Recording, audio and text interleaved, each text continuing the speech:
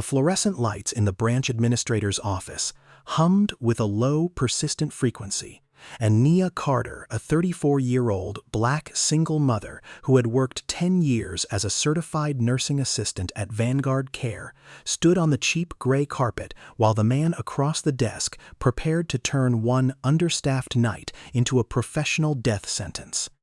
The air smelled of stale dark roast coffee, industrial floor wax, and the faint metallic heat of an overworked laser printer. And outside the closed office door, the nursing home corridor kept moving with soft wheelchair wheels, distant call lights, and the low coughs of elderly patients who did not know that their care had already been converted into a line on a billionaire's spreadsheet.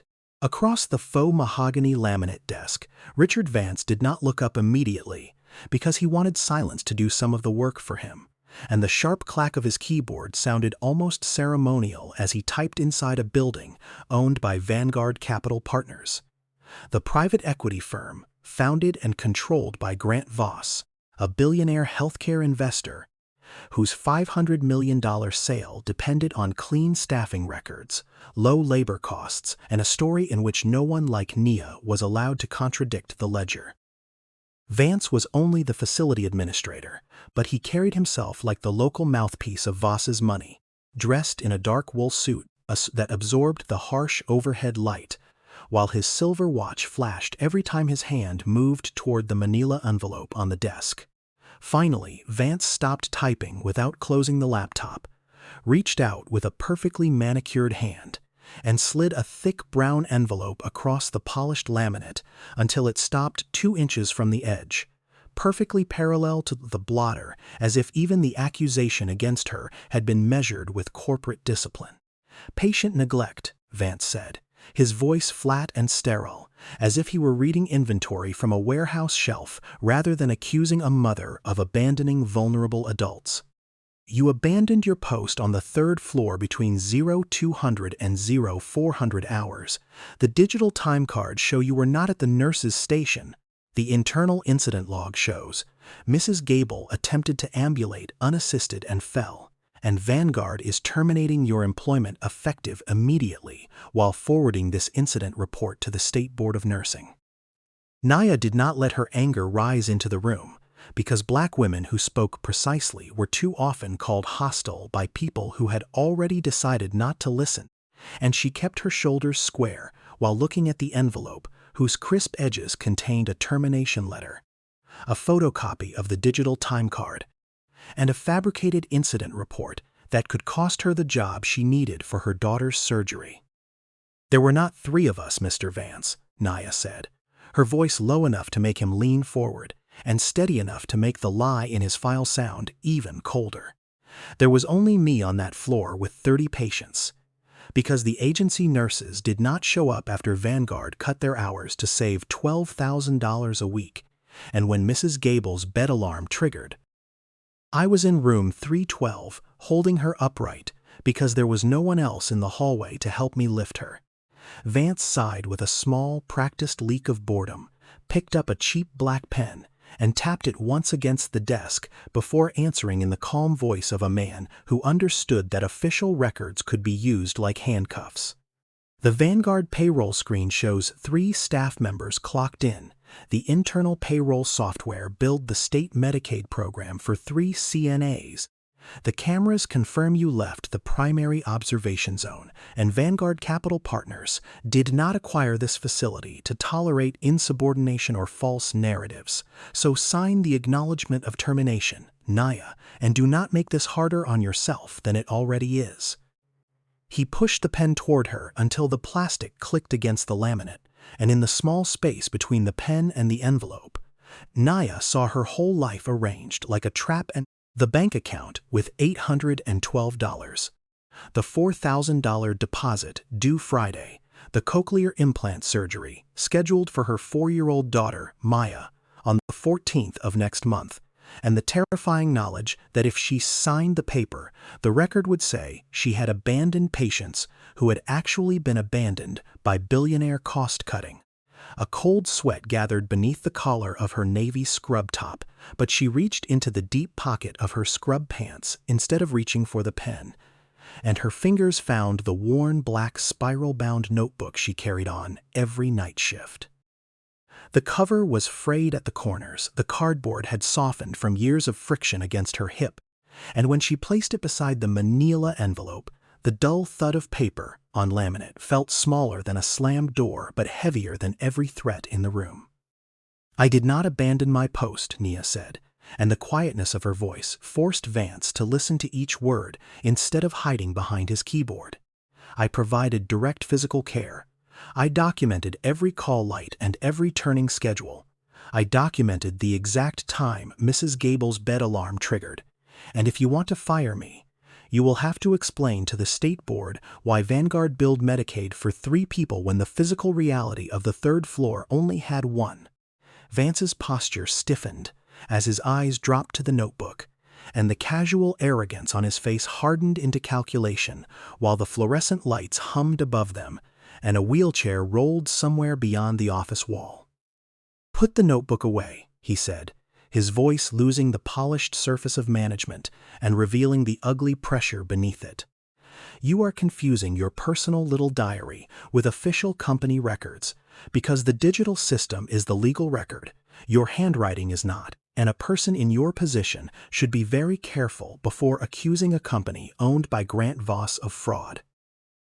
Nia held his gaze because she had spent 10 years in that building, washing the bodies of men who once owned half the city, feeding women whose families argued over estates in the hallway, lifting patients whose names disappeared into billing codes as soon as the door closed, and she understood that power did not care about the truth until the truth had a record it could not bury. "My record is in this book," Nia said, placing her palm flat over the worn cover. "And my record is what I will give to the state." She turned without waiting to be dismissed, walked past the nurse's station, past the locked doors of the memory care unit, and out through the front glass doors into the gray freezing morning, carrying no paycheck, no promise of protection, and 1 notebook that could expose a billionaire nursing home empire built on phantom staff and real human bodies. If you believe a caregiver's duty is to the patient rather than the profit margin, take a second to like this video and subscribe, because what Nia Carter did next would cost her nearly everything she had built, and it would force Grant Voss's $500 million deal to answer a question no spreadsheet could erase. When the ledger says 3 people were present, and the hallway remembers only 1, which truth should the law believe? The smell of the 3rd floor ward was a permanent fixture in Nia's hair, tucked beneath the satin scarf she wore home after overnight shifts and still present when she stood in the small bathroom mirror before waking Maya. It was a faint, inescapable tang of industrial antiseptic, pureed peas, and the sharp ammonia of aged urine. It was the smell of survival, and the smell of a company quietly choosing to fail. It was a smell that no amount of cheap lavender shampoo could wash out. It clung to her skin, settled into the fabric of her coats, and followed her home to the small, poorly ventilated apartment she shared with Maya, where the refrigerator carried a church calendar, a speech therapy schedule, and a handwritten list of bills arranged by due date. She remembered the exact weight of her daughter, Maya, in her arms when the audiologist delivered the news. Maya was 4 years old. The pediatric clinic was freezing, the air conditioning blasting too hard, smelling of rubbing alcohol and stale graham crackers. The audiologist, a tired woman with kind eyes and a lanyard covered in enamel pins, had pointed to the graph on the glowing computer screen. The lines on the audiogram plunged sharply into the red zone, where the diagnosis became severe to profound sensorineural hearing loss in both ears. The audiologist had used words like cochlear implant, mapping sessions, auditory verbal therapy, and out-of-pocket maximum. Nia had sat in the small, padded chair, holding Maya's small, warm hand. Maya was not looking at the screen. She was not looking at the audiologist. She was looking at a dust mote floating in the beam of sunlight coming through the blinds. Maya did not turn when the audiologist spoke. She did not turn when the heavy door clicked shut in the hallway.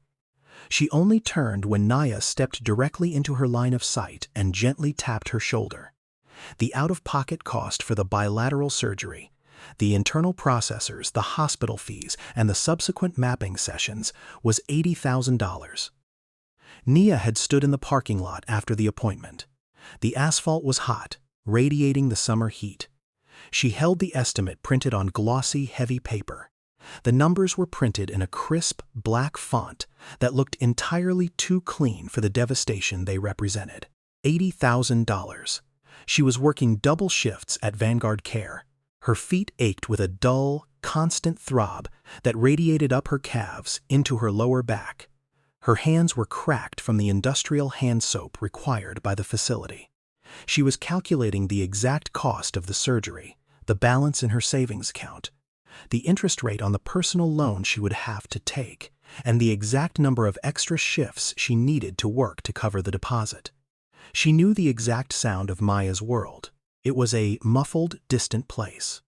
It was a world without the sharp crack of a dropping plate, without the sudden gasp of a scary movie, without the soft, rhythmic sound of her own breathing while she slept. When Nia called her name from the kitchen, Maya did not turn. She only turned when Nia walked into the room and tapped her shoulder. Nia knew the exact weight of that silence. Nia knew the exact cost of a misdiagnosis. She knew the exact, hollow sound of a bank account hitting zero while a child waited for a sound. Now, at 34, Nia Carter was a certified nursing assistant at Vanguard Care, a black single mother who knew how to read a medication chart, calm a frightened patient, stretch one paycheck across rent and groceries, and keep her voice level when powerful people wanted emotion more than evidence. The facility was a massive, sprawling brick building on the edge of the city, owned by Vanguard Capital Partners, the nursing home arm of billionaire Grant Voss's healthcare empire. Voss's firm had bought the chain 3 years ago with the explicit mandate to maximize EBITDA before a planned sale. The math was simple, dictated by Grant Voss's executives in glass boardrooms where no one had ever changed a bedpan, and the orders moved downward through budget memos that cut agency staff, reduced overtime, minimized supplies, and inflated profit margins for a $500 million sale to a larger healthcare real estate investment trust. The corporate mandate looked clean inside a board packet, but it did not account for the physical reality of the third floor when 30 frail bodies needed turning, lifting, cleaning, and watching through the middle of the night. At 2 a.m, the third floor was a tomb. The main overhead lights were dimmed to a low amber glow. The only illumination came from the nurse's station and the small, blinking LEDs of the medical equipment in the rooms. The call lights blinked in a silent, relentless rhythm of red, yellow, and red again, like warning lamps along a road no one in the boardroom had ever traveled. Nia walked the hallway. Her rubber-soled shoes squeaked faintly on the freshly stripped and waxed linoleum. She checked room 304. Mr. Henderson was asleep, his breathing shallow and wet. She checked room 308. Mrs. Gable was awake, staring at the ceiling, her hands gripping the thin hospital blanket. Nia stepped into the room. "I'm here, Mrs. Gable," she said, keeping her voice low, modulating the pitch so the patient could see her lips move. Mrs. Gable tried to sit up. Her arms trembled, the bed alarm began to chirp, a sharp, rhythmic electronic sound that cut through the quiet of the ward.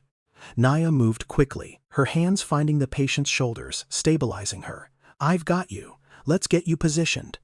Nia adjusted the pillows. She checked the IV line. She smoothed the blanket. As she stepped back into the hallway, the call light in room 312 flared red. Then room 305. Then room 309. She walked to the nurse's station. The break room tablet, the one connected to the internal digital time card system, glowed in the dim light. The screen displayed the staffing matrix for the night shift. The screen listed CNA 1, Nia Carter, as clocked in, CNA 2, Sarah Jenkins, as clocked in, and CNA 3, David Miller, as clocked in, creating a digital picture of a full floor that did not exist in the hallway behind her. 3 staff members. Vance's payroll screen showed 3 staff members. Vance's internal payroll software, which automatically generated the daily billing reports for the state Medicaid program, saw 3 staff members. It billed the state for 3 CNAs at the standard hourly rate. generating thousands of dollars in daily revenue. But the hallway was empty. The agency nurses had been cut from the schedule. Sarah Jenkins was working a double shift at a hospital across town. David Miller had called in sick and the agency had not sent a replacement because Vanguard had canceled the agency contract to save $12,000 a week. Nia was the only one there carrying 30 patients on the strength of one exhausted body and one professional license that Vanguard was already using for profit.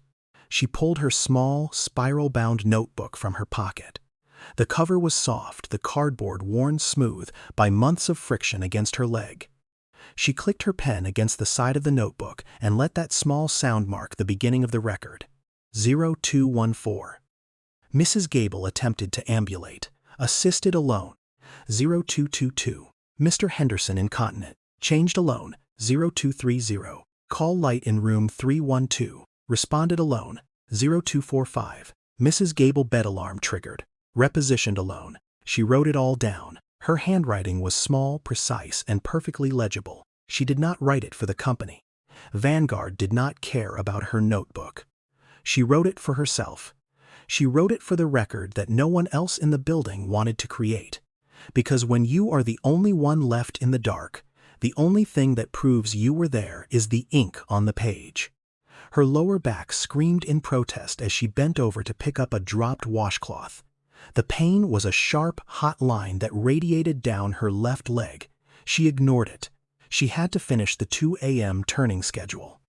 30 patients needed to be turned every 2 hours to prevent pressure ulcers, to keep state surveyors from citing the facility for neglect, and, more importantly, to keep the patients from suffering inside a business model that pretended gravity could be budgeted away. As she pushed the heavy linen cart down the hall, her mind automatically began the math. If she picked up 2 extra shifts next week, that was $480. If she sold her car, that was another $2,000. If she stopped buying groceries and only ate the meals provided in the break room, she could save another $100. No matter how many numbers she rearranged in her head, it was not enough, and the math never becomes merciful just because she was tired. The $80,000 loomed over her, a massive, immovable wall of debt. She entered room 310. Mrs. Higgins was sleeping peacefully. Nia checked her pulse, found it strong and steady, adjusted the oxygen cannula, and checked the chart before letting herself breathe for a moment. She pulled out her notebook. At 0300, room 310 was resting with stable vitals, and Nia wrote the entry in the careful language of a caregiver building a record one quiet line at a time. She closed the notebook and slipped it back into her pocket. She stood in the quiet room for a moment, listening to the rhythmic, mechanical hiss of the oxygen concentrator. It was a sound she knew intimately. It was the sound of her daughter's nebulizer at 3 in the morning. It was the sound of survival. Upstairs, in the air-conditioned office, Richard Vance was looking at a spreadsheet, adjusting the labor cost projections for the next quarter. Down here, in the amber-lit hallway, Nia was lifting a 200-pound patient out of bed, her muscles burning, her breath catching in her throat, carrying the weight of the ward on her own shoulders. The corporate ledger said there were 3 of them. The physical reality said there was only 1. And the gap between those 2 things was where the $500 million sale was going to be built. Nia knew it before she had the legal language for it, although she did not yet know how she would prove it to people who trusted servers more than bodies. The front door of Nia's apartment clicked shut, the sound echoing sharply in the narrow, poorly insulated hallway. She leaned her back against the cheap wood, closing her eyes. The silence of the apartment was absolute. It was not the peaceful silence of an empty house. It was the heavy, expectant silence of a space waiting for bad news. She walked into the small kitchen. The linoleum floor was cold through the thin soles of her nursing shoes. She did not turn on the overhead light. The only illumination came from the street lamp outside, casting long, fractured shadows through the blinds. She sat at the small, laminate table, the same table where she had balanced her checkbook until the numbers blurred and reached into the deep pocket of her scrub top. She pulled out the notebook and laid it on the table, beneath the fractured light from the street lamp. It was a cheap, black grid paper notebook she had bought at a dollar store 3 years ago. The cardboard cover was soft and peeling at the corners, worn smooth by the friction of her pocket and the constant grip of her hands. She ran her thumb over the spiral binding. This was her keepsake and her anchor, not because it was expensive or beautiful, but because it had carried the truth when no one with power wanted the truth carried. To anyone else, it was just a collection of scattered notes, but to Nia, it was the only true record of her life. She opened it to a random page. The top half of the grid was filled with her tight, precise handwriting. The notes recorded vital signs, fluid intake, turning schedules, and incident reports in the disciplined handwriting of someone who knew that memory alone could be dismissed as emotion. The clinical reality of the third floor, but the bottom half of the page was different. The handwriting there was slightly larger, the ink a different shade of blue. It was Maya's speech therapy homework. The lower half of the page held vowel sounds and lip-reading exercises that turned the same notebook into a bridge between the ward and her daughter's future. Sentences Nia had written out so her daughter could practice forming the shapes with her mouth, even if she could not hear the sound. Nia traced the words with her index finger. Mama, wah. The small syllables sat on the page like practice steps toward a voice Maya could one day hear clearly. She turned to the page from the night before. The clinical notes at the top detailed the brutal math of the understaffed shift, 02:14. Mrs. Gable attempted to ambulate. Assisted alone. Patient weight, 180 pounds. Nia closed her eyes, and the memory of that exact moment washed over her. She remembered the physical strain. She remembered the smell of Mrs. Gable's lavender lotion, mixing with the sharp tang of urine.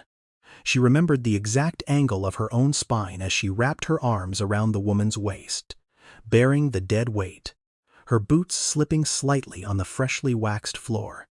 She remembered the sound of her own breath catching in her throat, the burning in her shoulders, the sheer, unadulterated physical effort of keeping another human being from hitting the floor. She looked at Maya's speech exercises at the bottom of the page. She remembered walking Maya to bed the night before, the 4-year-old leaning against her hip, with the drowsy heaviness of a child who still wanted to be carried, but was growing too quickly for Nia's back. Those were 2 different weights and 2 different burdens, both entirely real and both entirely physical, in a world where men like Grant Voss often treated human need as an accounting abstraction. The men in the glass boardrooms at Vanguard Capital Partners did not know the weight of a human body. They only knew the weight of a number on a spreadsheet. Grant Voss's executives treated care as a line item and safety as a software setting. They thought they could reduce the staff to 0 and the patients would simply float in their beds, defying gravity, defying biology, defying the sheer, exhausting reality of human flesh. Nia opened the notebook to a blank page. She clicked her pen against the side of the notebook and let that small sound mark the beginning of the record. The sound was sharp, definitive in the quiet kitchen. She wrote the date, wrote the time, and wrote each detail in the order it had happened. She wrote down exactly what Richard Vance had said. She wrote down the exact numbers on the digital time card. She wrote down the names of the agency nurses who had been cut from the schedule. She did not write it with anger. She wrote it with the cold, mechanical precision of a woman who knew that the only thing standing between her family and ruin was the ink on this page. She looked at the words. She thought about the digital time card sitting on Vance's desk, glowing with a lie. You can delete a time card, but you cannot delete the weight of a human life. She closed the notebook and slipped it back into her pocket, where the physical weight of it rested against her hip like a promise. The physical weight of it against her hip was a comfort. It was a promise that the truth would not be left outside the record. They had taken her job. They had threatened her license. But they had not taken the truth, and as long as she had this book, the truth had a place to live. The next morning, the bureaucratic violence began. It did not arrive with a shout or a slammed door. It arrived in the mail, quiet, sterile, and devastating. Nia stood by the cluster of metal mailboxes in the lobby of her apartment building. The air smelled of damp concrete and old paper. She pulled out her key, opened box 412, and retrieved 2 envelopes. The first envelope was thick, crisp, and bore the logo of a corporate law firm she had never heard of. The return address listed a P.O. box in a state 300 miles away. The second envelope was from the State Department of Health, Division of Nursing Regulation. Nia walked back up the 3 flights of stairs, her legs feeling heavy, as if the physical gravity of the 3rd floor had followed her home. She sat at the kitchen table and opened the first envelope. The first envelope contained a cease and desist letter written in the dense, polished language of people who could afford to make fierce sound procedural. She read the dense, legalistic prose. The language was carefully constructed to intimidate. Vanguard Care's corporate legal counsel was trying to stretch the Health Insurance Portability and Accountability Act into a weapon of intimidation, alleging that by discussing staffing ratios and internal shift records, she had somehow compromised patient privacy, even though she had not named a single resident outside the records already in dispute. They demanded that she immediately cease all discussions regarding the facility's operations, surrender any physical or digital documents belonging to the company, sign a non-disclosure agreement, and prepare for a $50,000 civil claim framed as confidentiality, trade secret misuse, and privacy compliance. Nia stared at the paper. Her heart hammered a slow, heavy rhythm against her ribs. She had not disclosed anything to anyone. She had not posted on social media. She had not called the news. She had simply looked Richard Vance in the eye and told him the truth about his own building. But they were not trying to sue her for $50,000. They were trying to buy her silence. They were using the terrifying machinery of corporate law to ensure she would never speak the words understaffed or Medicaid fraud again. If she signed the NDA, she admitted guilt. If she refused, they would bury her in legal fees she could not afford. She set the letter down. Her hands were perfectly steady. She opened the second envelope. The second envelope contained a formal notice of investigation from the State Department of Health, Division of Nursing Regulation. The State Board of Nursing was opening a formal inquiry into her professional conduct. The complaint had been filed by Richard Vance, administrator of Vanguard Care. The allegation was gross negligence, falsification of patient records, and abandonment of vulnerable adults. At the bottom of the page, stamped in bold, black ink, was the consequence.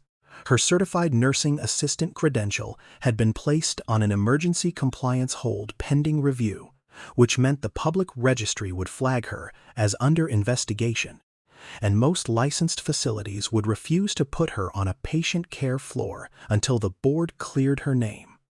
Nia sat in the silence of her kitchen. The refrigerator hummed while the street lamp flickered outside the window and threw thin bars of light across the kitchen floor. This was not just Richard Vance protecting his own ego, because this was Vanguard Capital Partners protecting Grant Voss's $500 million exit and the public image of a billionaire who liked to call himself a healthcare reformer at donor dinners.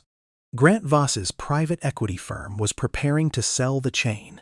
In the next 30 days, their brokers would open the data room, a secure digital vault where potential buyers would audit the financial and operational records of every facility.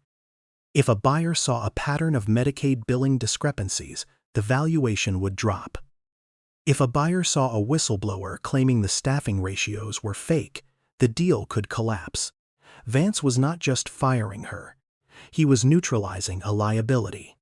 He was using the state regulatory system to strip her of her credentials, and the corporate legal system to threaten her into bankruptcy. They were building a wall of paper around her, designed to keep her out of the industry and keep her mouth shut. Nia stood up. She walked to the counter and picked up her cell phone. The screen was cracked in the corner, a spiderweb of glass over the glass. She opened the browser and navigated to the state unemployment portal. She logged in to file her weekly claim. A red banner flashed across the screen. Claim contested by employer. Reason: misconduct. Benefits suspended pending adjudication. They had already filed the paperwork. They were denying her unemployment. Without unemployment, she had no income. Without income, she could not make the $4,000 deposit for Maya's surgery by Friday. Without the surgery, Maya's window for optimal auditory brain development would begin to close. Nia put the phone down. She needed to find a job, immediately. She did not need a full-time corporate position, she just needed per diem work. She needed a local facility that would let her pick up weekend shifts while the board investigation dragged on. She pulled a small folded piece of paper from her purse.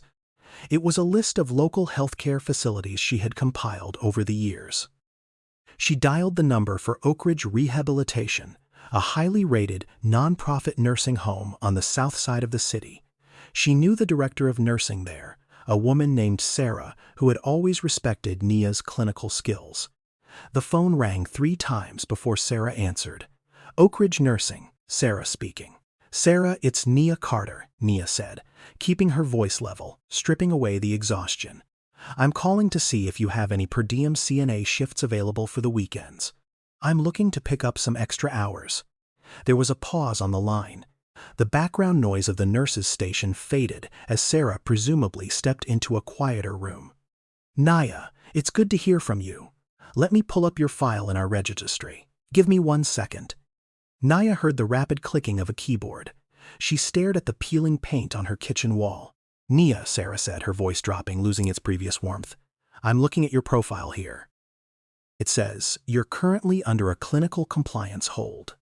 Vanguard Care flagged your file this morning for a regulatory investigation. Nia closed her eyes. Sarah, it's a retaliatory filing. They cut the agency's staff, I reported the staffing ratios, and Vance filed a false complaint with the board. I believe you, Nia, Sarah said, and the sincerity in her voice was almost worse than the rejection. I know how Vanguard operates, but our insurance policy and our state licensing requirements are strict. If you are under an active board investigation for patient neglect, I cannot legally allow you on the floor.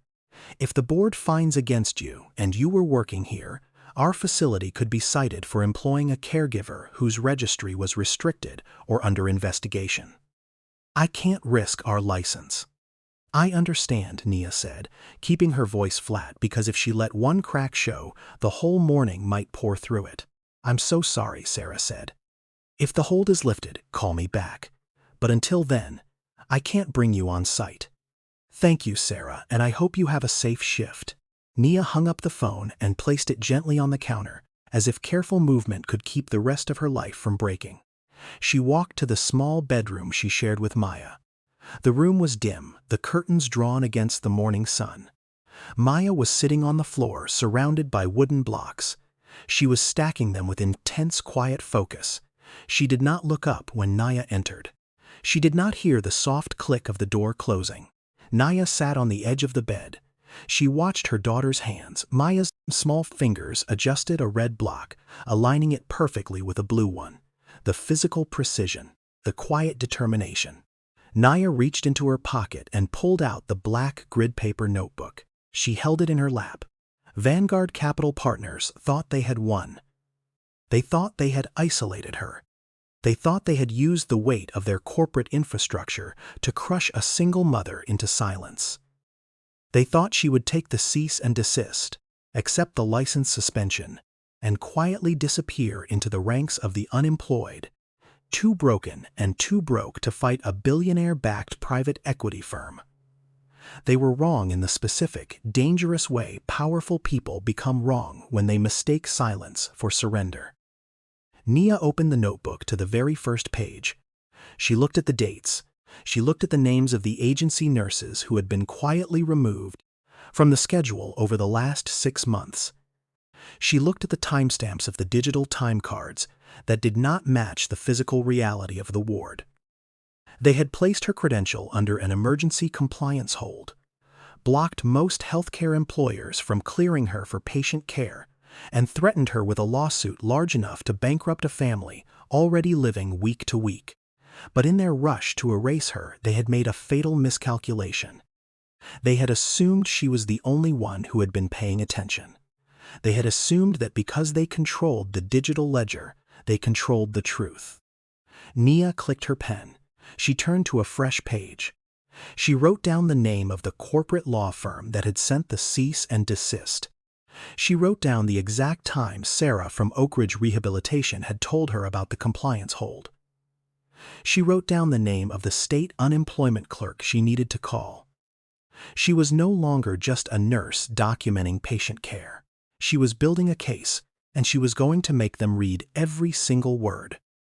The kitchen was entirely silent, save for the low, mechanical hum of the refrigerator.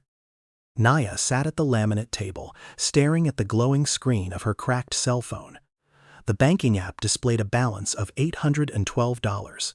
The email from the pediatric audiology clinic, timestamped from 3 days ago, displayed a balance due of $4,000, the deposit for Maya's cochlear implant surgery, due on Friday. Today was Tuesday. Nia rubbed her eyes. The physical ache in her lower back, a constant companion after 12 hours of lifting patients, throbbed in time with her pulse. She did the math again. She had done it 100 times since she walked out of Richard Vance's office. If she sold her car, she would have another $2,000. If she picked up every available cash-in-hand cleaning shift in the city, she might make another $500. It was not enough. The surgery was scheduled for the 14th of next month. The hospital required the deposit to secure the surgical team and order the custom-mapped internal processors. If she missed the deadline, Maya would be moved to the bottom of the waiting list. The critical window for auditory brain development was closing. Every month they waited, the brain's ability to interpret sound grew weaker. Her phone vibrated against the table. The screen displayed a number with a Manhattan area code, Vanguard Capital Partners Regional Headquarters. Nia stared at the phone. She let it ring 3 times before she answered. "This is Nia. Good afternoon, Miss Carter. This is Brenda Hayes, Regional Director of Human Resources for Vanguard Care. Am I speaking with the right person?" The voice was smooth, modulated, and entirely devoid of warmth. It was the voice of a woman who had fired 1,000 people over the phone and never lost a minute of sleep. "You are speaking to her," Nia said. "I'm calling regarding your transition from the company," Brenda said. The word transition hung in the air, a sterile corporate euphemism for being thrown away. "Mr. Vance has forwarded your file to my office. We understand there has been a misunderstanding regarding your performance review and the subsequent incident report. Vanguard values its employees, and we want to resolve this amicably." Nia kept her face perfectly still. "I was fired for patient neglect. I was threatened with license revocation. There is no misunderstanding." "Let's not use those terms, Nia," Brenda said, her tone dropping into a register of practiced maternal condescension. "What Mr. Vance described was a difficult situation involving a staffing shortage that you failed to manage according to protocol. However, the regional office has reviewed your tenure. You have been with us for 3 years. We want to offer you a severance package to help you during this transition." Nia's hand tightened around the phone. "I don't want a severance package. I want the false incident report removed from my file, and I want the compliance hold on my license lifted." Brenda sighed, a soft recorded sound. "That is not possible at this time. The investigation is ongoing, but I am authorized to offer you a separation agreement. The company will pay you a lump sum of $4,500, deposited directly into your account by tomorrow morning. In exchange, you will sign a standard non-disclosure agreement, a non-disparagement clause, and a brief statement acknowledging that your departure was mutual and that you have no further claims against the company." $4,500 was the exact number Brenda wanted Nia to hear before conscience had time to speak. The number echoed in Nia's mind. It was exactly enough for the surgery deposit. It was the exact weight of her daughter's hearing. "There is a condition," Brenda continued, her voice crisp. "The agreement must be signed and returned by 5 o'clock this evening. If we do not receive the signed documents by 5, the offer is withdrawn, and I must advise you, Miss Carter, if you choose to pursue this publicly, our legal team is prepared. to file the $50,000 confidentiality and privacy claim threatened in the cease and desist letter. We will also vigorously defend the Board of Nursing complaint. The choice is yours. Have a good afternoon." The line went dead, leaving the kitchen quiet enough for the refrigerator motor to sound almost loud. Nia lowered the phone. She looked at the clock on the microwave. It was 10:15 in the morning. She had less than 7 hours. She walked into the small bedroom. Maya was sitting on the rug, entirely absorbed in a wooden puzzle. The morning sun caught the dust motes dancing in the air around her. Maya did not look up. She did not hear the phone call. She lived in a world of absolute, unbroken silence. Nia sat on the edge of the bed. She imagined the check. She imagined the email from the hospital confirming the deposit. She imagined Maya waking up a month from now, the bandages wrapped around her head, and then, a few weeks later, the day the audiologist turned on the external processor. The first time Maya would hear her mother's voice not as a vibration in her chest, but as a sound in the air. Then she imagined Mrs. Gable falling to the linoleum floor at 2 in the morning because there was no one to catch her. She imagined the next patient lying in their own waste for 6 hours because the single nurse on the floor was trapped in another room. She imagined Richard Vance standing in his air-conditioned office, looking at a spreadsheet that showed a $500 million sale built on the broken backs of the women who cleaned the floors and the old people who died in the beds. If she signed the paper, Maya would hear. But the truth would be buried. The non-disclosure agreement would legally gag her. The private equity firm would sell the chain. The new owners would cut the staff even deeper, and the cycle would continue. She would be trading the lives of strangers for her daughter's hearing. Nia looked at the clock and saw 2:30 glowing in pale green numbers above the stove. She walked back to the kitchen. She opened her laptop. She pulled up the separation agreement Brenda had emailed. She read the dense legal text. Clause 4. The employee agrees to release all claims. Clause 7. The employee agrees not to discuss the staffing ratios, patient care metrics, or internal operations of Vanguard Care with any third party, including government regulatory agencies, unless compelled by a valid court order. It was a gag order dressed as a severance agreement, and it was a buyout of her conscience written in polite corporate language. At 4:45, the kitchen light had turned yellow against the laminate table, and the cursor still blinked beside the unsigned agreement. Nia sat at the table. Her hands were flat on the laminate. She thought about the weight of Mrs. Gable in her arms. She thought about the weight of Maya in her arms. Both were heavy. Both were real. But one was a debt she owed to the world, and the other was a debt she owed to her blood. She closed the laptop. She did not sign the document. She did not reply to the email. At 5 o'clock, her phone buzzed with a single automated email from the Vanguard corporate portal. Separation offer expired.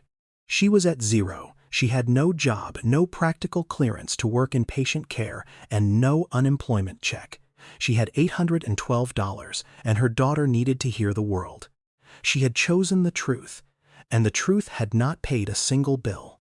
If you believe a mother's choice should not be forced between her child's future and her own conscience, take a second to like this video and subscribe.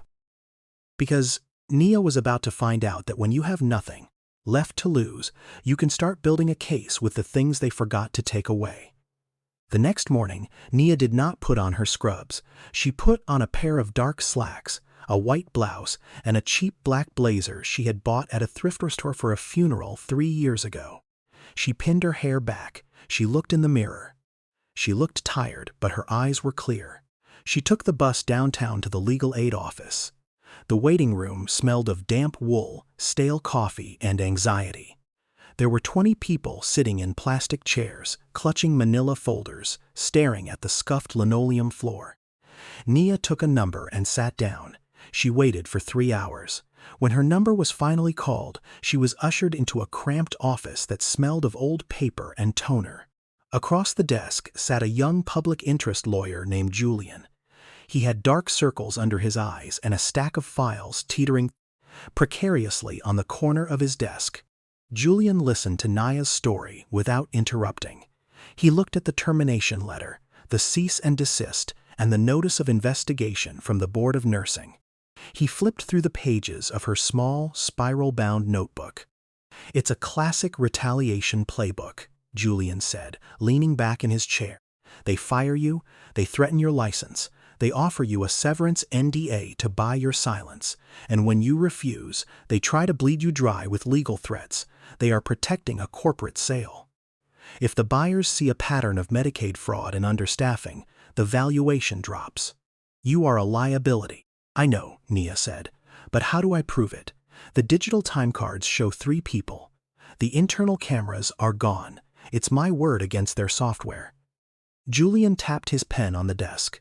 "In a legal proceeding, their digital time cards are presumed to be accurate unless you can introduce independent corroborating evidence. We need to prove that the physical reality of the building did not match their digital ledger. We need an independent record of who was actually in the building." Nia thought for a moment. Her mind, trained by years of navigating the physical logistics of an understaffed ward, began to shift through the layout of the facility.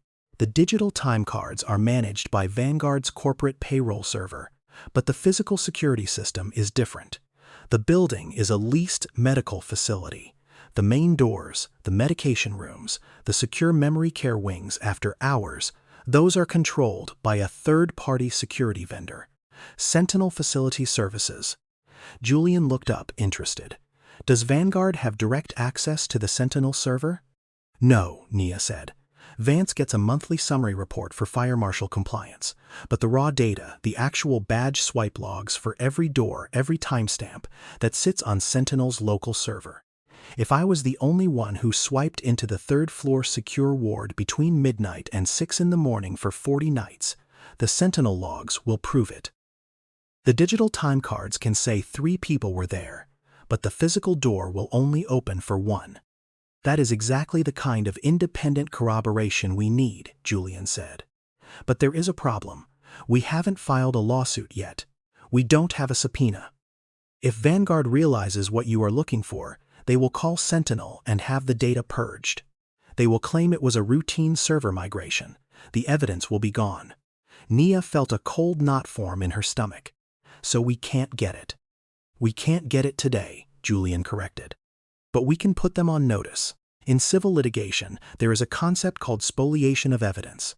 If a party knows, or should know, that evidence is relevant to foreseeable litigation, and they destroy it, the court can sanction them.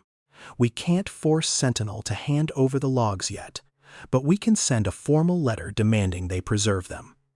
If they delete the data after receiving this letter, the judge can instruct the jury to assume the deleted data would have proven your case. It's an adverse inference instruction. How do we send it?" Nia asked. "We send it via certified mail, return receipt requested," Julian said. "We send it to Vanguard Capital Partners, to Richard Vance, and to the legal department of Sentinel Facility Services. We tell them exactly what data we expect them to preserve. The badge swipe logs for the 3rd floor for the last 6 months. Once they get that letter, if they delete a single byte of that data, they are inviting sanctions, adverse inference, and a level of judicial attention that corporations spend millions trying to avoid." Julian printed out a 3-page document.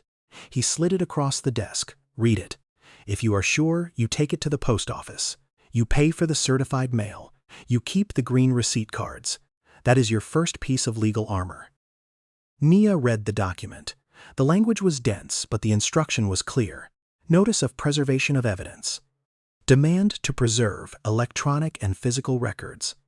She signed the bottom of the page with a hand that did not shake.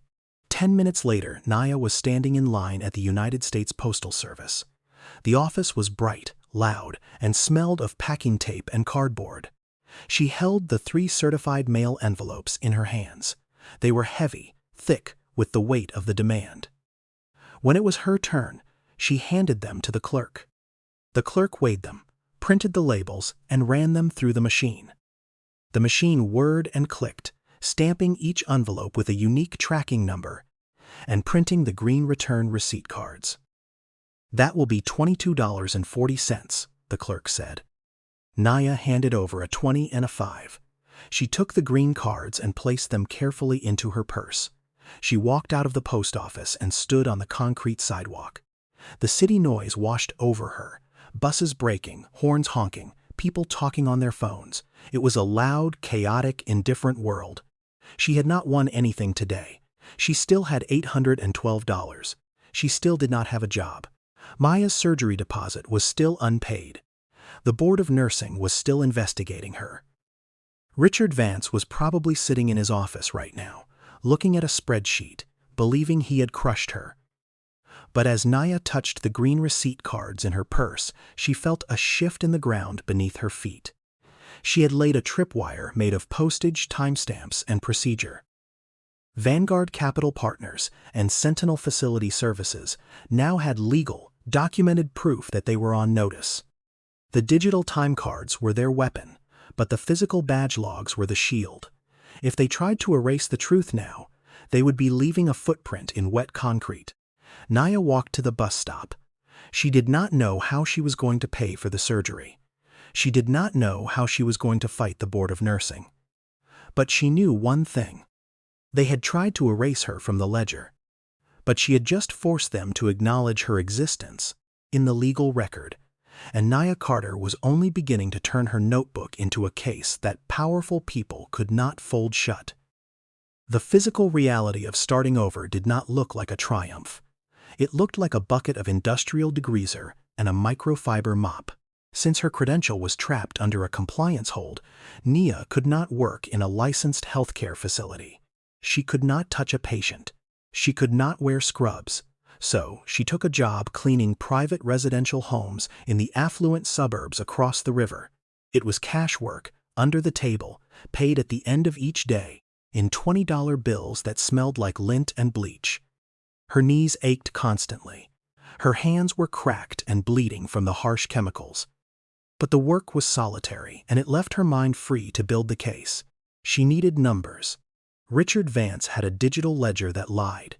Nia needed physical proof that the lie was a pattern, not a mistake. She needed to find the ghosts.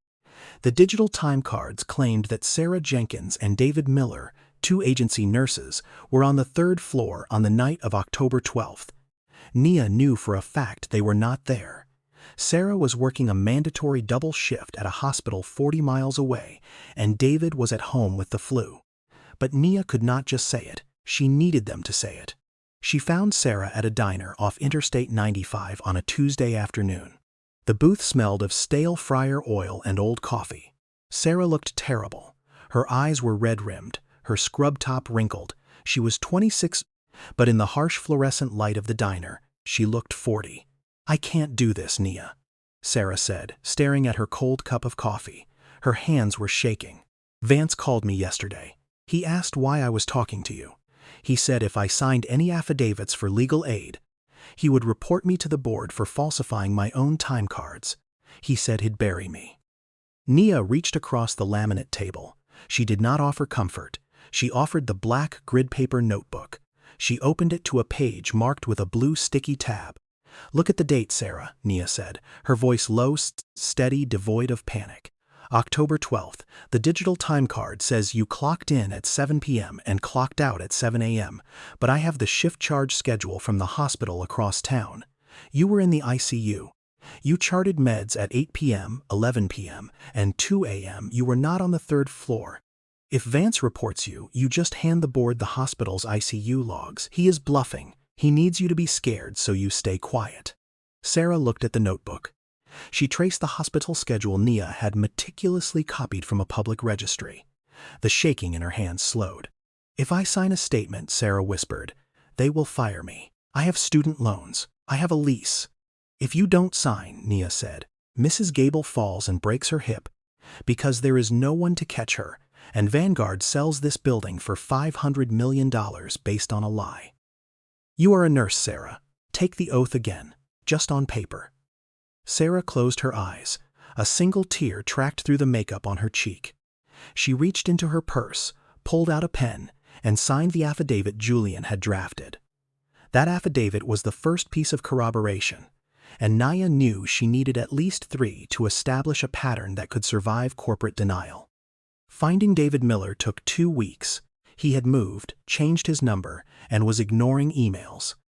Nia finally tracked him down through a former coworker who knew his sister.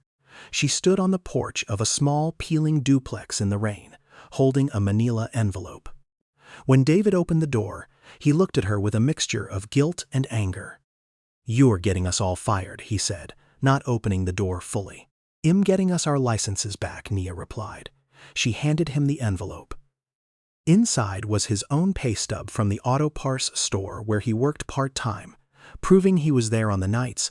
Vanguard claimed he was billing Medicaid at the nursing home. "They are billing the state for your body, David. When a patient dies because we were short-staffed, the state won't look at the digital time card.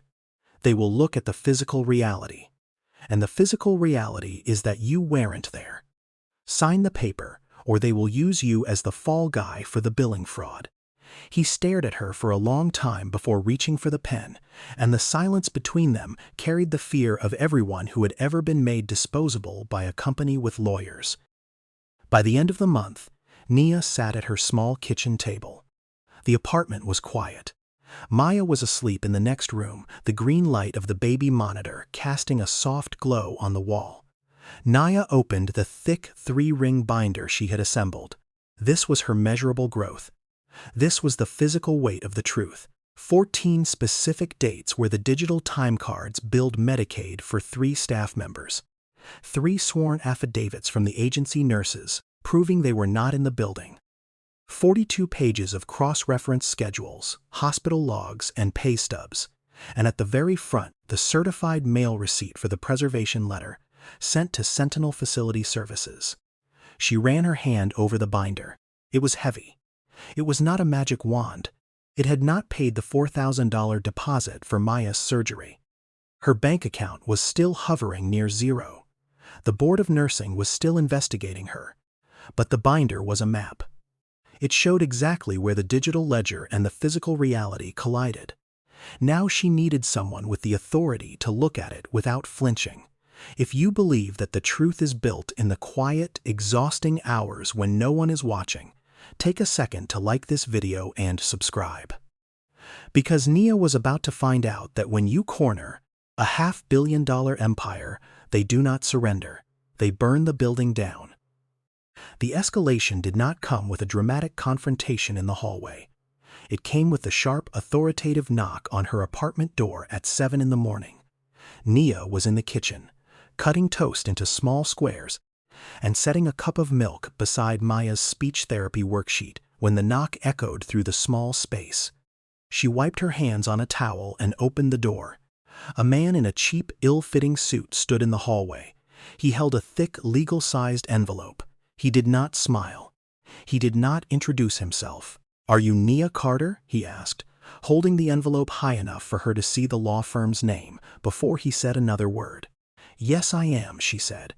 He thrust the envelope toward her chest and said, "You have been served with the flat delivery of someone paid not to care what happened after the paper changed hands." He turned and walked away, his shoes clicking rapidly down the stairwell, while the cold hallway air moved around Nia's thin t-shirt. Nia stood in the doorway, the cold morning air biting through her thin t-shirt. She looked down at the envelope. The return address was printed in bold black letterhead. Sterling, Hayes & Croft, Attorneys at Law, Vanguard Capital Partners, Counsel to Grant Voss Healthcare Holdings. She carried the envelope to the kitchen table. Her hands were perfectly steady as she tore the seal. She pulled out the thick stack of papers. The thick stack of papers was a civil complaint, and the weight of it on the kitchen table made the small apartment feel suddenly smaller. Vanguard Care was suing her. They were alleging breach of contract, tortious interference with business relations, and, most terrifyingly, a violation of the Health Insurance Portability and Accountability Act. They claimed that by discussing internal staffing metrics and patient care ratios with legal aid and former employees, she had illegally disclosed protected health information and compromised the privacy of the residents. They were suing her for $50,000 in statutory damages. a number large enough to turn a kitchen table into a courtroom and a mother's budget into a threat. Nia stared at the number. $50,000. She had $800 in her checking account. They were not just trying to fire her, they were trying to bankrupt her. They were using the federal court system as a weapon to crush her before she could file a single whistleblower complaint. Her phone buzzed on the counter with Sarah's name glowing across the cracked screen.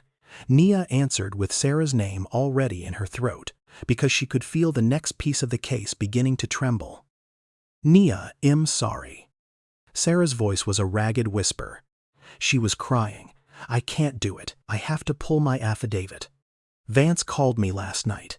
He told me that if I don't retract my statement, he will personally testify to the board that I was the one who altered the physical medication logs on the 3rd floor.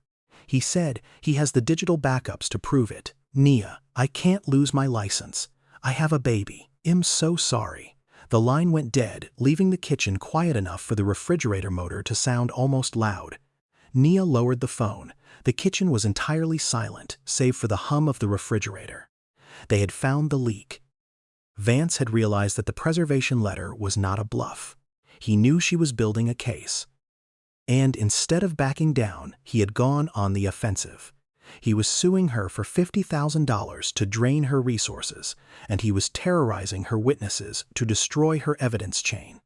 The $500 million sale was in final due diligence. The buyers were reviewing the financials right now. Vance needed Nia silenced, and he needed it by the end of the week. Nia did not cry. She did not panic. She walked into the bedroom, looked at Maya sleeping peacefully in her small bed beneath the faded glow of a nightlight, and walked back to the kitchen. She picked up the lawsuit. She picked up her black notebook. She walked out the door and took the bus to the legal aid office. Julian was waiting for her. He looked at the lawsuit, his jaw tightening. He flipped through the pages, his eyes scanning the legal jargon. "It's a slap-he suit," Julian said, tossing the complaint onto the desk. "Strategic lawsuit against public participation. They know the privacy claim is thin because you did not disclose patient names, and you only talked about staffing ratios, payroll records, and the difference between scheduled staff and physical staff. But they don't need to win the lawsuit.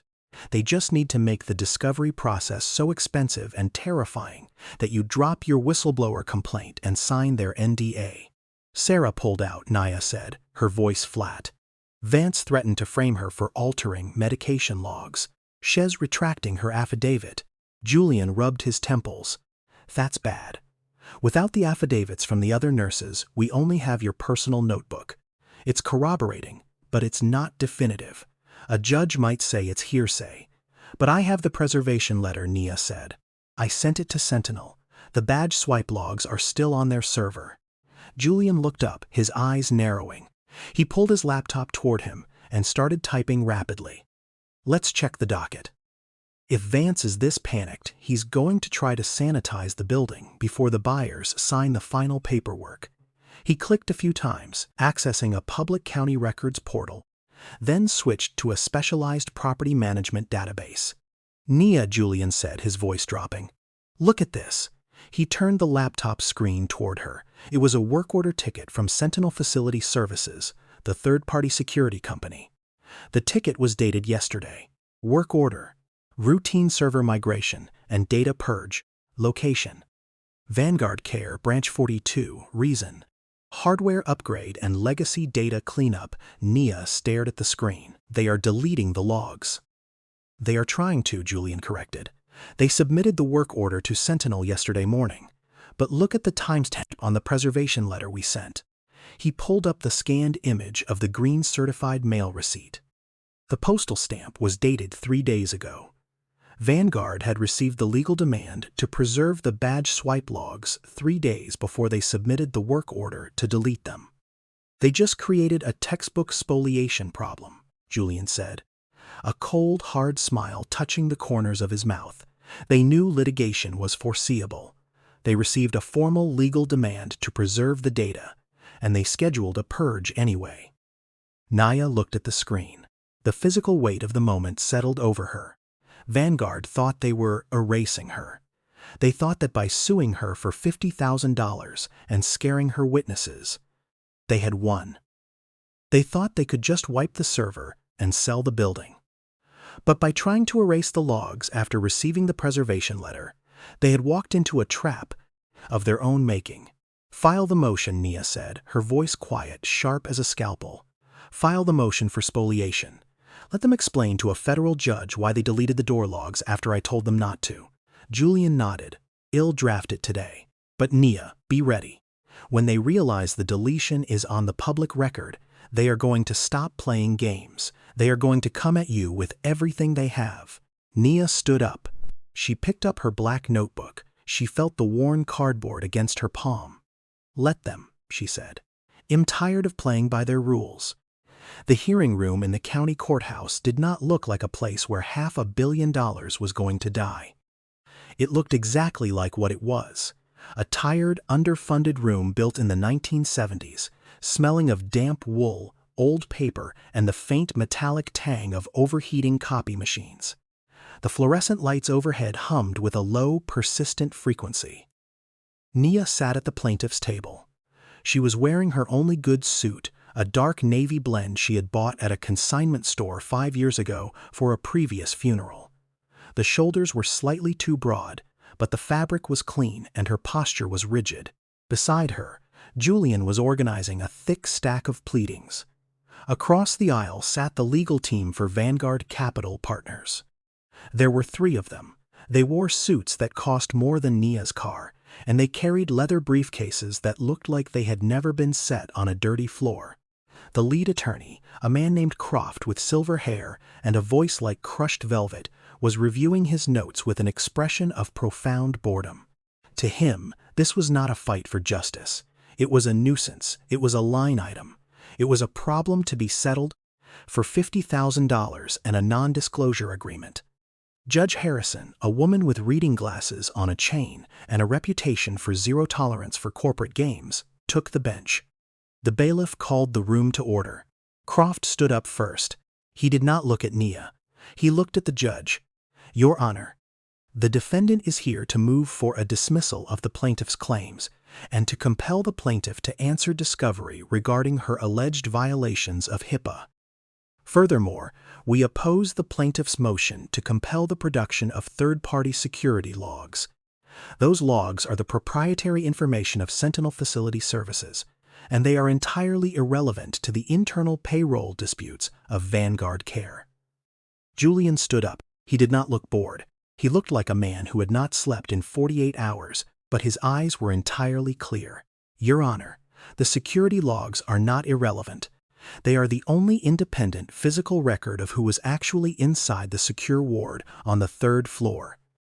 The defendant claims 3 certified nursing assistants were on duty. The plaintiff claims she was alone. The defendant's internal digital time cards are exactly what the defendant's payroll department created. We need the physical door logs to see who actually walked through the door." Croft smiled, a thin, practiced expression. "Your Honor, we underwent a routine server migration last month. The legacy security data from the branch level was purged during the upgrade. The data no longer exists. We cannot produce what we do not have." The courtroom was quiet. The hum of the lights seemed to grow louder. This was the moment Vanguard had been waiting for. They had deleted the data. They had sanitized the server. They had won. Julian reached into his briefcase. He pulled out a small, clear plastic sleeve. Inside the sleeve were 3 green cards. "Your Honor," Julian said, his voice steady, carrying perfectly across the quiet room.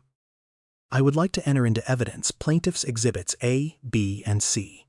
These are the return receipts for certified mail, sent via the United States Postal Service. These are the green cards for the Notice of Preservation of Evidence," Julian continued. "Sent to Vanguard Capital Partners, to Richard Vance, and to Sentinel Facility Services. The postal stamps show they were delivered and signed for by the defendant's corporate mailroom on the 12th of October. Julian turned to face Croft with the calm expression of a lawyer who had finally found the door inside a locked room. On the 16th of October, 4 days after receiving a formal, legal demand to preserve all electronic records related to this dispute, Vanguard submitted a work order to Sentinel Facility Services to execute a routine server migration and data purge. The defendant claims the data was destroyed in a routine upgrade. The postal record proves the data was destroyed in direct violation of a court-mandated preservation order. Croft's smile vanished. The silver-haired attorney looked down at his notes, then up at the judge, his jaw tightening. Judge Harrison put on her reading glasses. She looked at the green cards. She looked at the work order Julian had submitted. The silence in the room stretched, thick and heavy. When a party destroys evidence after being told to keep it, the law does not just get angry. The law gets creative. "Mr. Croft," Judge Harrison said, her voice dropping to a quiet, dangerous register. "Are you telling me your client deleted the security logs 4 days after my court put them on notice to preserve them for foreseeable litigation?" "Your Honor, it was an automated, scheduled maintenance protocol," Croft said, his voice losing its velvet smoothness, becoming tight and defensive. "The mailroom simply forwarded the letter to the IT department after the purge was already queued in the system. It was a clerical oversight. It is called spoliation of evidence," Judge Harrison said. She took off her glasses. "And because the defendant has intentionally destroyed relevant evidence, I am issuing an adverse inference instruction. Legally, the jury will be instructed to assume that the deleted security logs would have proven the plaintiff's case. The defendant's claim that 3 nurses were on duty is hereby stricken as a matter of law." Croft closed his mouth. The $50,000 nuisance lawsuit had just turned into a formal spoliation finding. "But I am not stopping there," Judge Harrison continued. She looked at Julian. "Counsel, you mentioned Sentinel Facility Services is a third party. If Vanguard deleted their local copy, does Sentinel still have the data?" Julian nodded. "Yes, Your Honor. Sentinel operates on a cloud-based backup architecture. The local purge did not reach the off-site backup tapes. I have subpoenaed Sentinel directly. They are a third-party vendor. They have no financial interest in Vanguard's private equity sale, and they have complied with the subpoena." Julian walked back to his table. He picked up a single, thick manila folder. He did not hand it to the judge. He handed a copy to Croft. Inside this folder is the affidavit from Sentinel's Chief Information Officer, along with the restored backup logs for the third-floor secure ward for the months of September and October. Croft opened the folder. The color drained from his face. It was a physical, visible change. The blood left his cheeks, leaving his skin pale and waxy under the harsh fluorescent lights. His hands, resting on the mahogany table, began to tremble. "What does it say, Mr. Croft?" Judge Harrison asked, and the question landed so quietly that everyone in the room seemed to lean toward it. Croft did not answer because the paper in his hands had turned the company's digital story into something visibly fragile. Julian answered for him. "The restored logs show the exact timestamps of every badge swipe for the third-floor secure ward between midnight and 6 in the morning. For 42 consecutive nights, the digital time cards billed the state Medicaid program for 3 certified nursing assistants. But the physical door logs show only 1 badge swipe. Plaintiff's badge, every single night. The other 2 nurses never entered the building. The doors never opened for them. The physical reality of the building had just collided with the digital ledger, and the ledger had shattered. Vanguard had billed the state for 3 people. The physical door had only let 1 person in. That was not a payroll error. That was Medicaid fraud." Croft slowly closed the folder. He looked at Nia. For the first time all morning, he actually looked at her. He did not see a nuisance anymore. He saw the woman who had sent the green cards. He saw the woman who had forced them to look at the door. "We will need to confer with our clients, Your Honor," Croft said, his voice barely a whisper. "See that you do," Judge Harrison said. "And Mr. Croft? I suggest you tell your clients that the State Medicaid Fraud Control Unit is going to want a copy of that Sentinel affidavit. If you believe that the truth is not what a corporation writes in a ledger, but what actually happens in the dark, take a second to like this video and subscribe." Because Nia was about to find out that when the paper trail finally catches up to the money, the people who built the lie do not go down quietly. They try to take everyone with them. The collapse of Grant Voss's nursing home deal did not happen in a dramatic boardroom shouting match. It happened in the quiet, sterile language of corporate risk management. 3 days after the hearing, Grant Voss's brokers received the adverse inference order and the sentinel logs. The buyers of the $500 million nursing home chain were not sentimental. They did not care about Nia. But they cared about federal Medicaid fraud. If the state demanded a clawback of 3 years of billing for phantom nurses, the liability would wipe out the profit margin of the entire acquisition. The buyers walked away, and the deal that Grant Voss had protected with threats, altered records, and legal pressure died in the quiet language of corporate risk. To protect the parent firm and Grant Voss's larger reputation, Vanguard Capital Partners did what private equity firms often do when a subsidiary becomes toxic, and it amputated the problem with cold speed. Richard Vance was called into the regional office on a Tuesday morning. He was not fired with a speech. He was handed a termination letter, stripped of his stock options, and escorted out of the building by security before he could clear his desk. He was the fall guy, the man who had ordered the server purge, the man whose signature was on the falsified staffing reports. But for Nia, the corporate amputation was only the beginning. The real fight was still in front of the State Board of Nursing. The hearing room for the Board of Nursing was even smaller than the courthouse. It smelled of industrial floor wax and stale coffee. Nia sat at the table, her hands folded in her lap. Her black, grid paper notebook sat on the table in front of her. Across the room sat the disciplinary panel. 3 registered nurses, appointed by the state, looking at the file with deep, professional exhaustion. They had seen hundreds of cases of impaired nurses, stolen medications, and patient abuse. They did not like being here. The state's prosecutor presented the case. But he was not prosecuting Nia. He was prosecuting the facility. He presented the sentinel logs. He presented the affidavits from Sarah and David. He presented Nia's black notebook, entered into evidence as a contemporaneous record of care. Richard Vance had been subpoenaed to testify. He sat at the defense table, looking smaller than he had in his office. His tailored suit was wrinkled. He looked like a man who had realized too late that the money was gone and the blame was entirely his.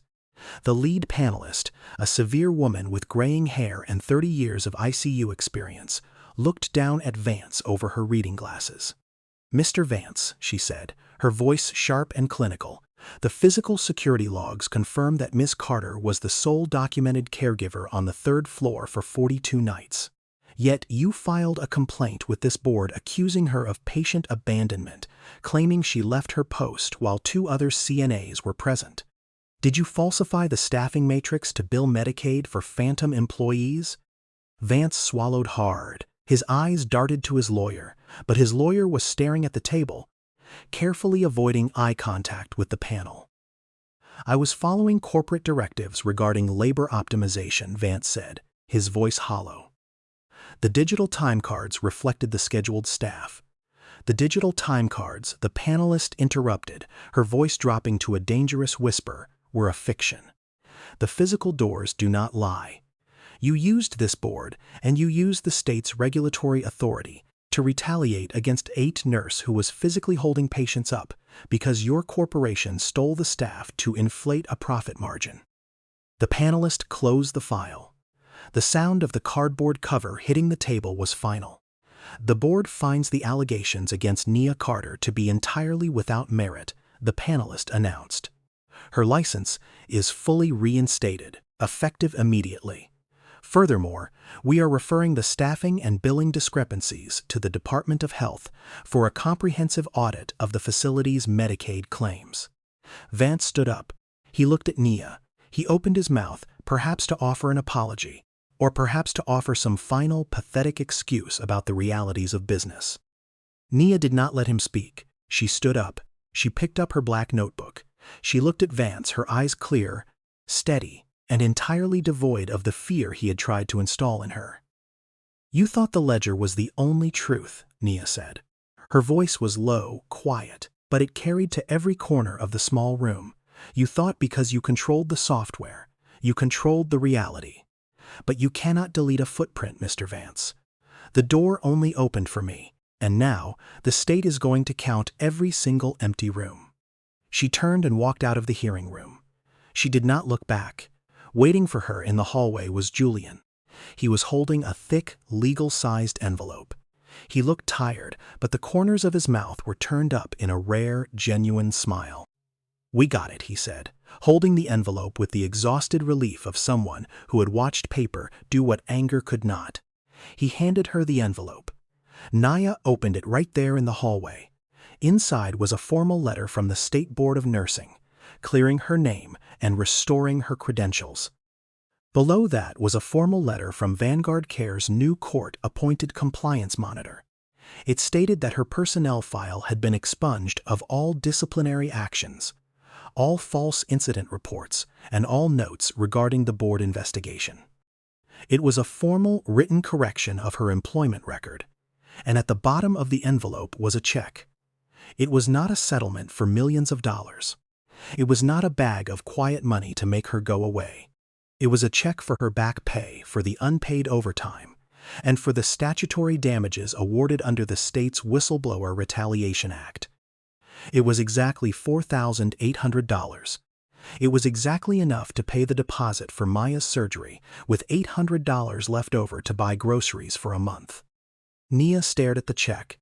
The numbers were printed in crisp, black ink. It was not a fantasy. It was not a miracle. It was the physical weight of a system finally being forced to read its own paperwork. She folded the check. She folded the clearance letter. She placed them carefully inside her black grid paper notebook. She had not become a millionaire. Richard Vance was not going to prison. He was just going to be unemployed. Vanguard Capital Partners was not going to be destroyed. They were just going to have to sell the company at a massive loss and install a compliance board. But the record was corrected, the ledger was balanced, and her daughter was going to hear the world because her mother had refused to let a lie become official truth. The bus ride back to her side of the river felt entirely different than the ride downtown. The vehicle smelled of damp wool, diesel exhaust, and the faint, sweet scent of the bakery on 4th Street. Nia sat near the back, her forehead resting against the cool, vibrating glass of the window. She watched the city blur past.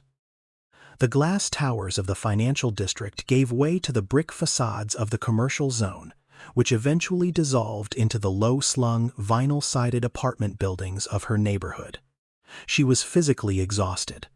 The kind of exhaustion that settles deep in the marrow, the kind that makes your eyelids feel like they are lined with sand.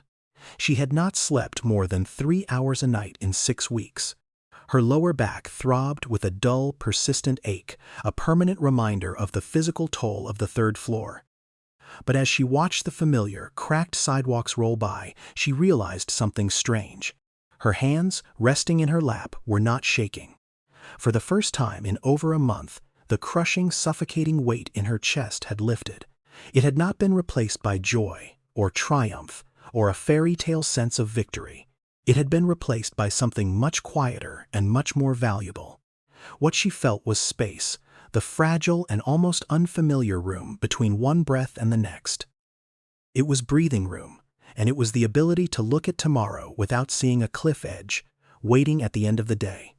She got off the bus 3 stops before her apartment. She walked down the street, the afternoon sun warming the back of her neck, and pushed open the glass doors of the pediatric audiology clinic. The waiting room was exactly as she remembered it. The same faded blue carpet, the same muted television, playing a cartoon with the sound turned all the way down, the same faint smell of rubbing alcohol and stale graham crackers. Maya was not with her today.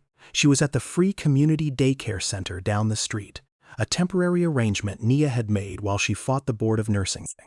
Today, Nia was here alone. She walked up to the billing desk. The same clerk from weeks ago was sitting there, the woman with the perfectly manicured nails and the tired eyes. She looked up, recognizing Nia, and her posture stiffened slightly, bracing for another argument about an unpaid balance. "Miss Carter," the clerk said, her voice guarded. I thought we agreed to put the account in collections next week if the deposit want received." Nia did not say a word. She reached into her purse and pulled out the cashier's check she had purchased at the credit union an hour ago.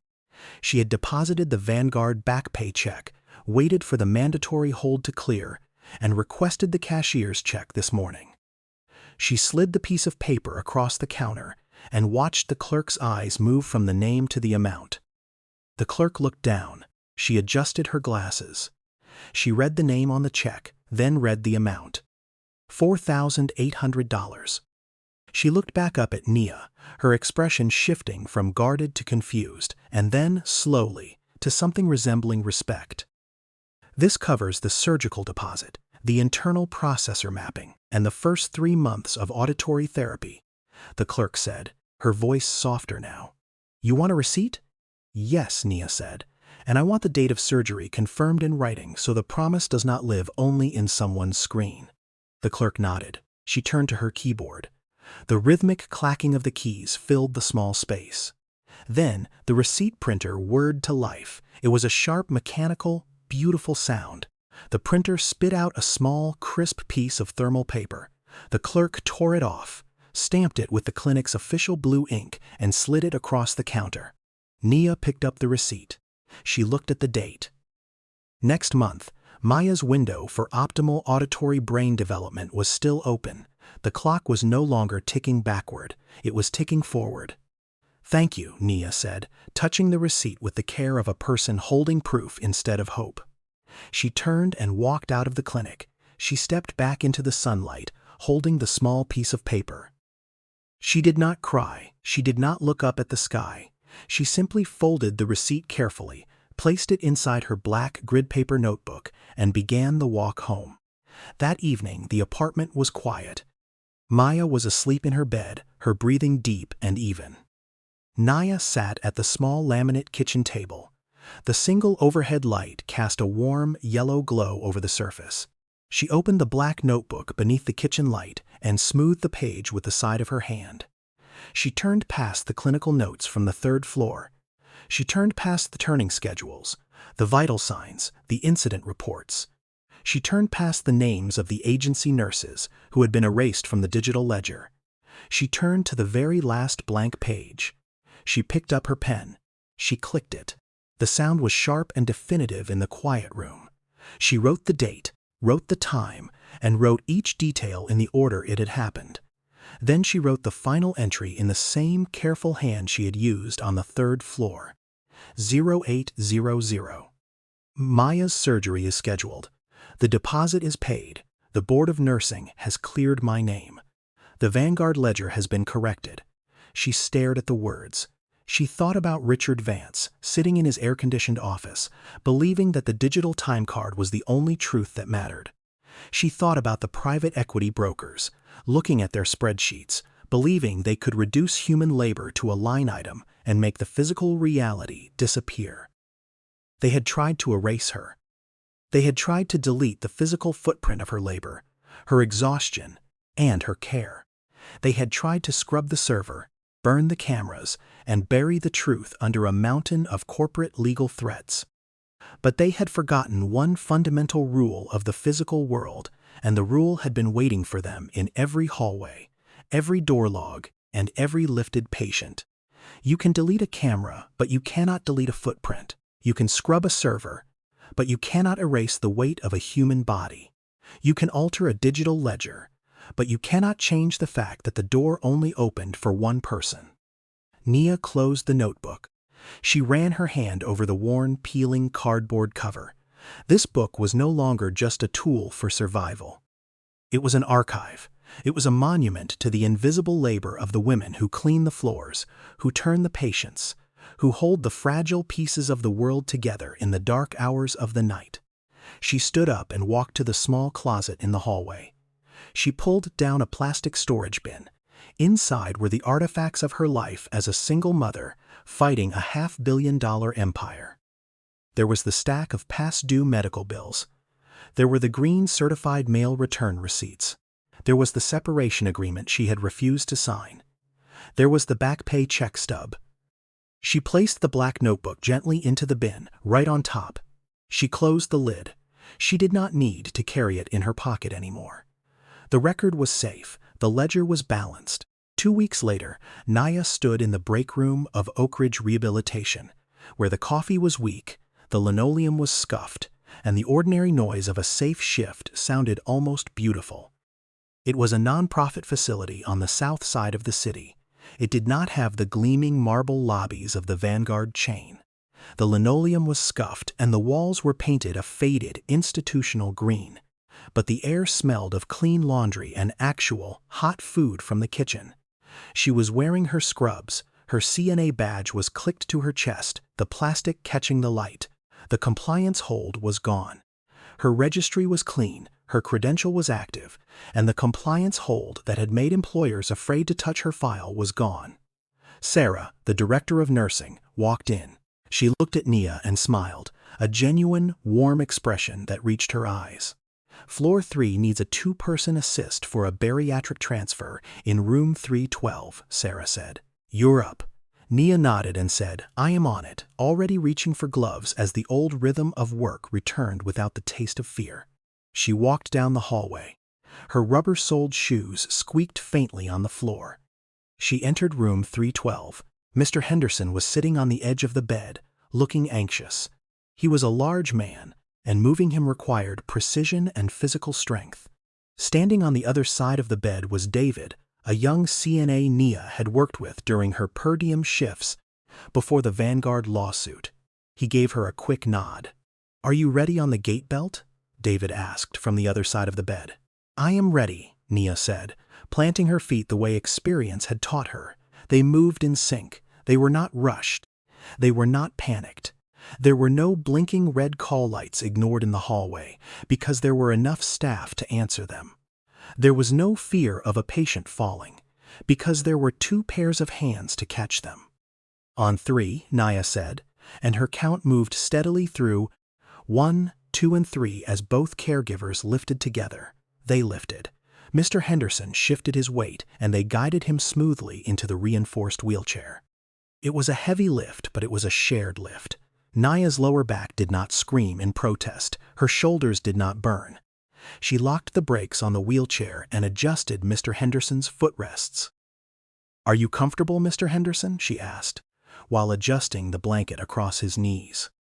He smiled, nodded his head, and rasped that the 2 women were a miracle, although Nia knew the real miracle was simply having enough hands in the room.